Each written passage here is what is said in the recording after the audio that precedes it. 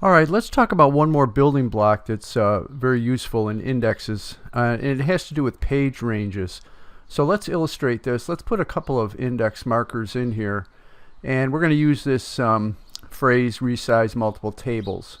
So we're going to grab that. We're going to click Create. So we have a marker in there. And let's go to the end of this chapter. And there's another incident down here. So let's grab that and click Create. So we've got two identical markers. So let's go ahead and generate the index and see what we get.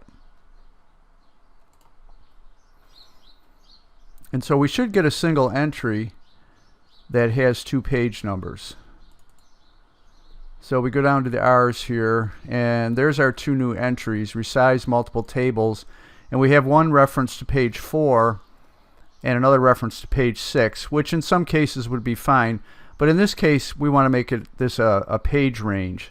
So let's show you how we do that. Let's go to the first marker. So we're going to use the Control-Alt-Click shortcut. You can see the cursor changes into a little pointy finger. We're going to click on it, and that takes us to our marker.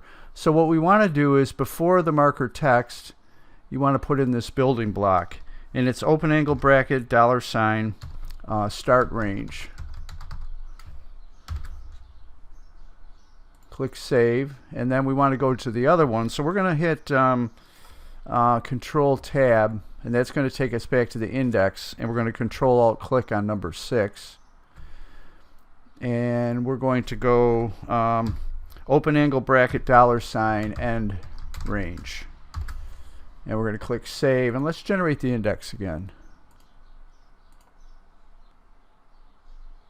And as you see, what we get now is we get a page range. So basically what that building block says is start the page range at the first marker and end it at the second marker. So let me zoom up here a little bit.